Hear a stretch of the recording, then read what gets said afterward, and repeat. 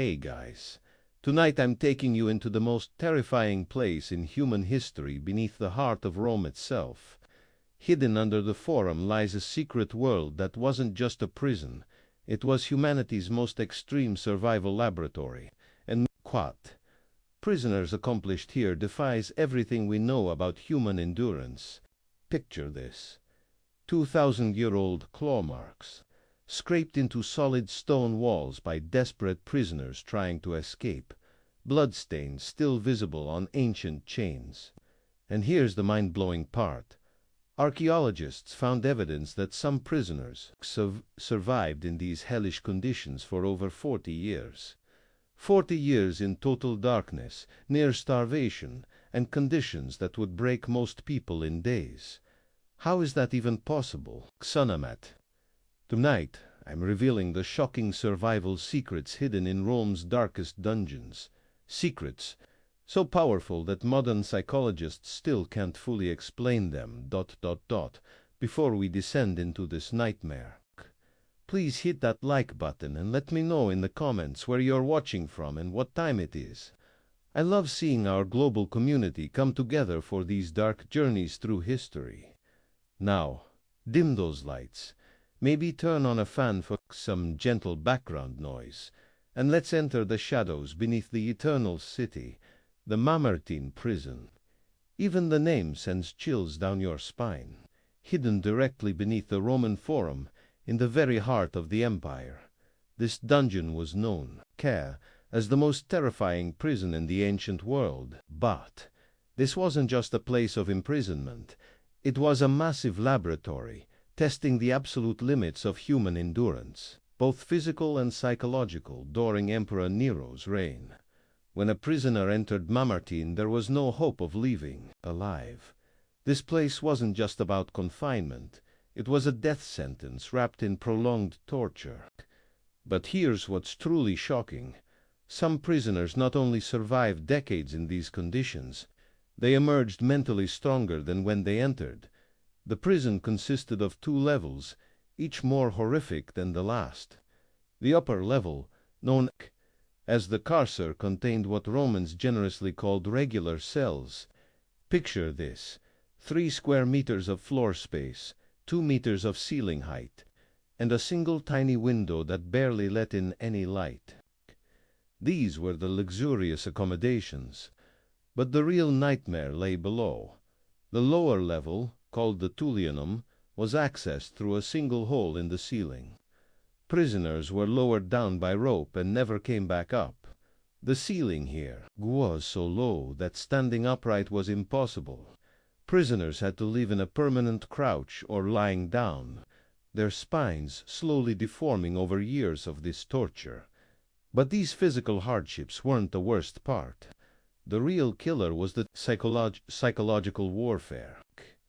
Living in Mamertine meant facing death every single day, knowing that execution could come at any moment, without warning, without ceremony.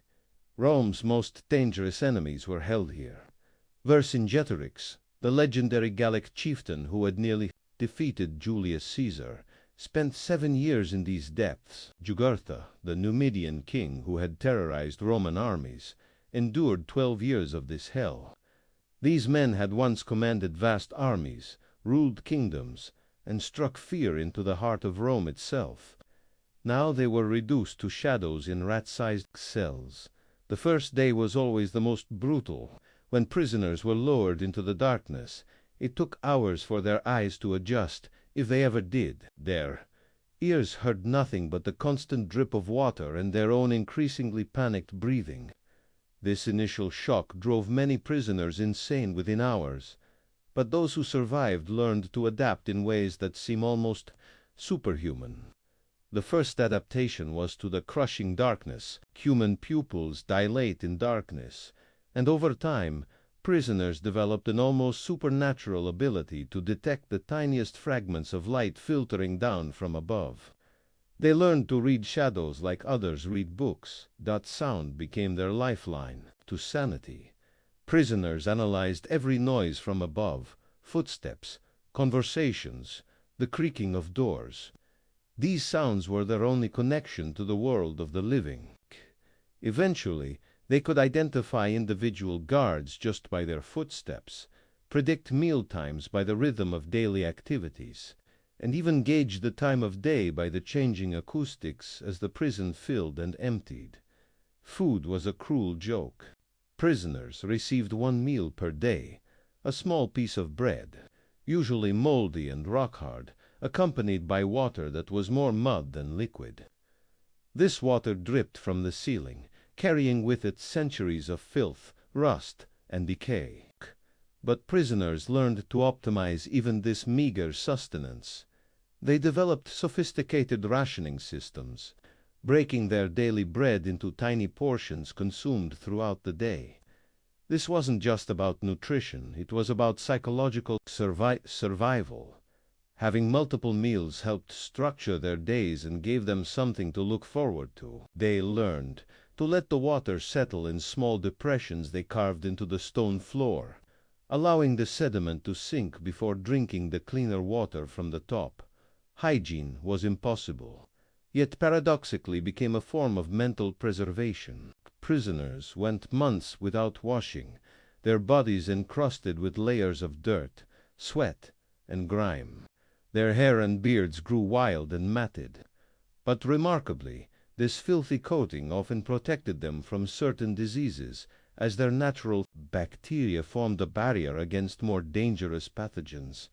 The cold was a constant enemy. Roman winters were harsh and damp, and the underground chambers were freezing. Prisoners had to maintain constant movement to prevent hypothermia. Push-ups, sit-ups, running in place.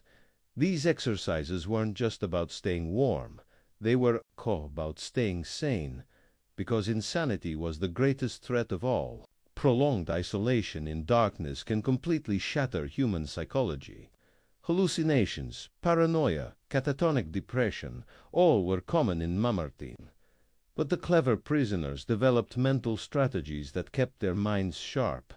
Some focused on memory exercises, reliving their entire lives in excruciating detail. They would recall their childhoods, their families, their victories in battle. Every memory was revisited, polished, and preserved like a precious jewel. This wasn't just nostalgia, it was active mental training that kept their cognitive abilities intact. Others turned to mathematics. They performed complex calculations in their heads, solved abstract problems, created mathematical puzzles. Some developed geometric visualizations, building elaborate mental structures and exploring them in their minds. Still others became storytellers, creating vast epic narratives in their imagination. They would develop characters, plot intricate storylines, and live entire adventures in their minds. These mental worlds became so real that prisoners could spend hours exploring them, effectively escaping their physical prison through pure imagination. Physical maintenance was crucial for bettered long-term survival. Despite the cramped conditions, prisoners developed sophisticated exercise routines. They used the walls for support, performing modified push-ups and squats. They developed isometric exercises that could be done in the confined space. These theta workouts not only maintained their physical strength but also provided structure to their days and released endorphins that helped combat depression. Wound care was a matter of life and death. In the filthy conditions of Mamertine, any cut could become a fatal infection. Prisoners learned to treat injuries with their own saliva, which contains natural antibiotics. They kept wounds as clean as possible and monitored them constantly for signs of infection. Some prisoners developed unlikely relationships with the creatures that shared their space. Rats, insects, even spiders became companions. These weren't just pets, they were entertainment, company, and sometimes even early warning systems. A prisoner named Marcus wrote in his secret diary, "Today I named my rat Brutus. I talked to him, and he seems to listen, perhaps. I'm going mad, but I don't care." Brutus is my only friend in this world. Communication with other prisoners was severely limited but ingenious. Clever inmates developed tapping codes similar to Morse code, using different rhythm patterns to convey messages. These wall-tapping systems allowed prisoners to communicate with those in neighboring cells, sharing news, encouragement, and even trading small items. This communication was precious beyond measure. It reduced the crushing loneliness, provided news from the outside world, and created a sense of community even in isolation. A small piece of bread, a fragment of thread, or even just words of encouragement could be shared through these primitive networks. Time became meaningless in the eternal darkness. Without sunlight to mark day and night, prisoners lost all sense of temporal rhythm. But they developed ingenious methods to track time's passage. Some counted their heartbeats or breaths. Others tracked the rhythm of dripping water. Still others marked the walls, though this was extremely dangerous, as guards who discovered these marks would severely punish the prisoners. Religion became a powerful source of comfort and structure. Regardless of their faith, prisoners attempted to pray to maintain their religious practices. Jewish prisoners observed the Sabbath.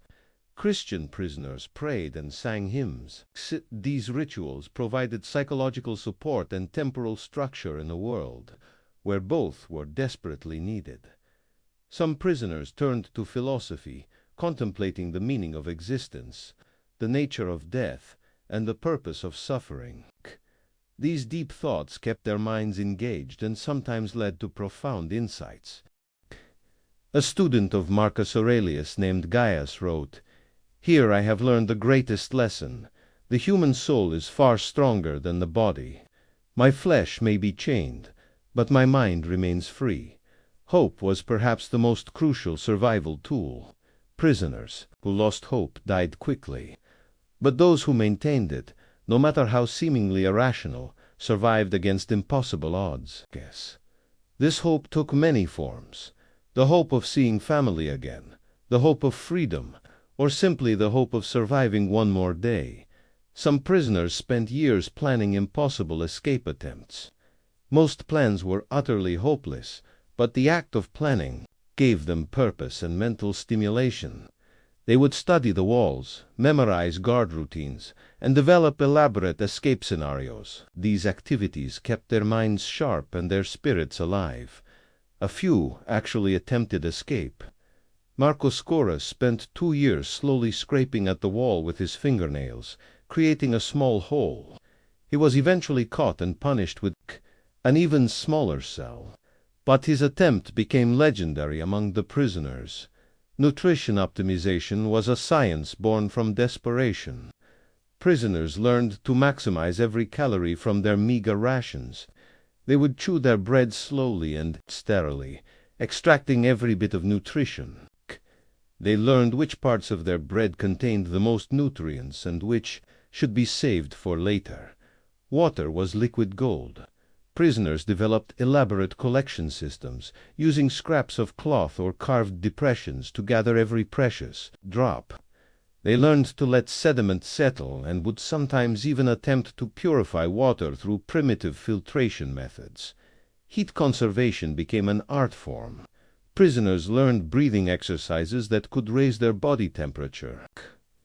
They discovered that continuous low-level movement generated more sustainable warmth than intense bursts of activity. In winter, survival meant never stopping movement, never allowing their core temperature to drop. Sleep was nearly impossible under normal circumstances. The hard stone floor, the cold, the dampness, the constant noise, all conspired against rest. But prisoners adapted here too. Some learned to sleep standing up, leaning against walls. Others developed the ability to take micronaps, grabbing moments of rest whenever possible. Dreams became incredibly important. In their dreams, prisoners were free. They reunited with loved ones, saw beautiful places, and lived normal lives. Some developed lucid dreaming techniques.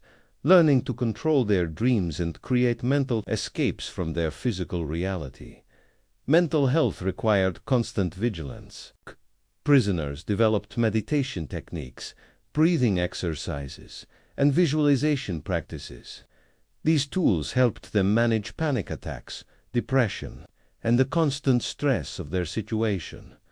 Remarkably, some prisoners began creating art in their cells. Using their fingernails or small stones, they would scratch images into the walls or carve letters into the stone. These creative activities provided psychological relief and a sense of accomplishment. Strangely, some prisoners experienced profound philosophical breakthroughs in the dungeons. Confronting the fundamental realities of existence stripped away all pretense and forced them to grapple with life's deepest questions. Some of ancient Rome's most profound philosophical insights emerged from these dark chambers. One prisoner wrote, "I have lost my freedom, but I have learned that my soul is free. My body is imprisoned, but my thoughts are limitless." Social hierarchies persisted even in the dungeons. Former generals, kings, and senators still commanded respect among the prisoners. This hierarchy created order in the chaos and gave prisoners a sense of identity and purpose. Some prisoners emerged as natural leaders, offering encouragement and hope to others. They would give inspiring speeches, share their rations with the weaker prisoners, and maintain morale during the darkest times. This leadership benefited both the leaders and their followers. Death was a constant presence in prison life. Prisoners faced mortality daily, but paradoxically, this constant proximity to death often freed them from the fear of it. Accepting death's inevitability became, ironically, a source of strength and peace. Many prisoners underwent religious conversions in the dungeons. The extreme nature of their experience often shattered their old beliefs and made them receptive to new spiritual ideas. Christianity was particularly appealing because it offered hope, redemption, and the promise of a better life beyond death. Imagination was perhaps the most powerful survival tool. Prisoners created elaborate mental worlds where they were free, successful, and happy. These fantasy lives became so detailed and real that prisoners could spend hours exploring them, effectively living double lives. Some focused on reconstructing their past lives in minute detail. They would remember every conversation, every experience, every sensation. This wasn't just memory, it was active mental archaeology that kept their minds sharp and their identities intact. Others tried to reframe their prison experience in positive terms. They viewed it as a test, a purification, or a learning experience. This perspective shift dramatically increased their ability to endure suffering. Anger management was crucial. Rage could be incredibly destructive in the confined, stressful environment of the prison. Smart prisoners learned to channel their anger productively into exercise, planning, or self-improvement rather than letting it consume them. Some prisoners established educational systems within the prison. They taught each other languages, mathematics, and history. These educational activities kept their minds sharp while building social bonds. Competition was organized even in these dire circumstances. Memory contests, poetry recitations, mathematical challenges. These competitions gave prisoners goals, structure, and a sense of achievement. Music played a vital role in psychological survival. Prisoners used their voices as instruments, creating melodies, singing songs, and even composing original pieces. These musical activities were both morale-boosting and therapeutic. Remarkably, some prisoners developed mini-economies within the prison. Breadcrumbs, thread fragments, even scratches on the wall became currency in complex trading systems. These economic activities gave prisoners a sense of control and purpose. Cleanliness was maintained as much as possible under the circumstances. Prisoners would use their saliva to clean themselves and their few possessions. They would comb their hair with their fingers and attempt to maintain some semblance of hygiene. These routines were important for both health and psychological well-being. Some prisoners began making scientific observations in their cells. They studied insect behavior, water flow patterns, air currents, and seasonal changes. These observations kept them mentally engaged and connected to the natural world. Innovation flourished even in these dire circumstances.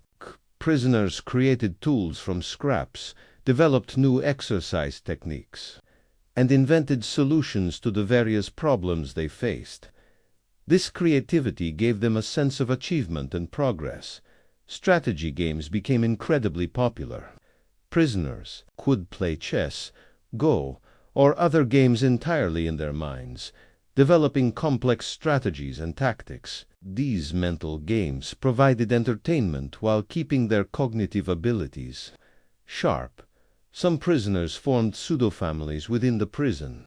Older prisoners would adopt younger ones as sons or brothers, providing protection and guidance.